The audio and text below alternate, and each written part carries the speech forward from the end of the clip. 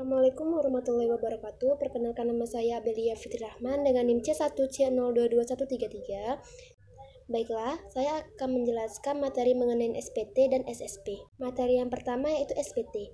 SPT atau singkatan dari Surat Pemberitahuan Pajak adalah surat yang oleh wajib pajak digunakan untuk melaporkan perhitungan atau pembayaran pajak, objek pajak dan atau bukan objek pajak, atau harta benda dan kewajiban sesuai dengan ketentuan peraturan perundang-undangan perpajakan yang berlaku. SPT ini dapat dilaporkan secara langsung ke kantor pelayanan pajak atau KPP atau secara daring atau online dengan menggunakan e-filing. SPT dapat dibedakan menjadi dua, yaitu surat pemberitahuan masa adalah surat pemberitahuan untuk suatu masa pajak. SPT ini digunakan untuk melaporkan pajak dalam kurun waktu tertentu atau bulan, di mana jenis-jenis pajak yang harus dilaporkan setiap bulannya. SPT masa ini terdiri dari pajak penghasilan PPh pasal 21, PPh pasal 22, PPh pasal 23, PPh pasal 25, dan lain-lain sebagainya. Yang kedua ada surat pemberitahuan tahunan. Surat ini adalah surat pemberitahuan untuk suatu tahun pajak atau bagian tahun pajak, di mana SPT ini wajib untuk dilaporkan setiap tahun atau pada akhir tahun pajak. SPT ini terdiri dalam dua kategori, yaitu SPT tahunan perorangan dan SPT tahunan badan. Adapun fungsi SPT yaitu SPT memiliki fungsi bagi wajib pajak penghasilan sebagai sarana untuk melaporkan dan mempertanggungjawabkan perhitungan jumlah pajak yang sebenarnya terutang, dan juga untuk melaporkan tentang penghasilan yang merupakan objek pajak atau bukan objek pajak, harta dan kewajiban, dan lain-lain sebagainya.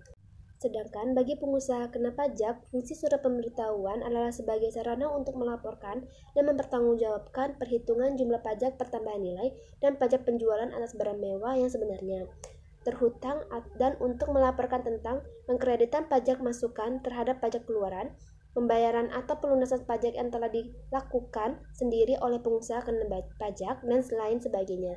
Adapun bentuk dan isi SPT yaitu berdasarkan Peraturan Menteri Keuangan Republik Indonesia Nomor 9/PMK 03/2018 tentang perubahan atas Peraturan Menteri Keuangan Nomor 240/PMK 03/2014 tentang surat pemberitahuan.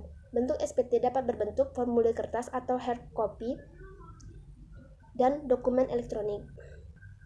Isi SPT tahunan PPh menurut Peraturan Menteri Keuangan Nomor 240/PMK 03/2014 harus memuat data, jenis pajak, nama wajib pajak dan nomor pokok wajib pajak, masa pajak, bagian tahun pajak atau tahun pajak yang bersangkutan, tanda tangan wajib pajak atau kuasa wajib pajak, jumlah peredaran usaha, jumlah penghasilan termasuk penghasilan yang bukan merupakan objek pajak, jumlah penghasilan kena pajak, jumlah pajak yang terutang, jumlah kredit pajak, jumlah kekurangan atau kelebihan pajak, jumlah harta dan kewajiban, tanggungan pembayaran pajak penghasilan pasal 29, dan data lainnya yang terkait dengan kegiatan usaha wajib pajak.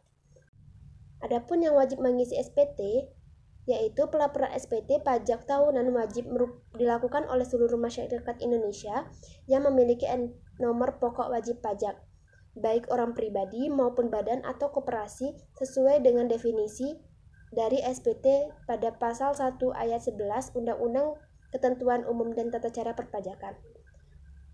Untuk pembetulan SPT adalah cara yang dapat dilakukan oleh wajib pajak yang telah melaporkan kewajiban SPT-nya, namun belum sepenuhnya benar, lengkap atau jelas. Komponen dari SPT yang dapat dibetulkan itu dapat berupa penghasilan, aset atau harta, utang atau kewajiban, jangka panjang terutang. Ada beberapa syarat dari pembetulan SPT tahunan atau SPT masa ini, yaitu pembetulan surat pemberitahuan dapat dilakukan kapanpun sepanjang belum dilakukannya pemeriksaan. Wajib pajak yang sedang atau telah dilakukan pemeriksaan tidak dapat lagi membetulkan SPT yang sedang atau telah diperiksa tersebut. Yang kedua, pembetulan surat pemberitahuan menjadi lebih bayar atau menjadi rugi paling lambat dilakukan adalah 2 tahun sebelum kadaluarsa penetapan pajaknya. Batas waktu penyampaian surat pemberitahuan ini, yaitu untuk surat pemberitahuan masa paling lama 20 hari setelah akhir masa pajak. Khusus untuk surat pemberitahuan masa pajak, pertambahan nilai disampaikan paling lama akhir bulan berikutnya setelah berakhir masa pajak. Untuk surat pemberitahuan tahunan pajak, penghasilan wajib pajak orang pribadi paling lama 3 bulan setelah akhir tahun pajak. Untuk surat pemberitahuan tahunan pajak, penghasilan wajib pajak badan paling lama 4 bulan setelah akhir tahun pajak.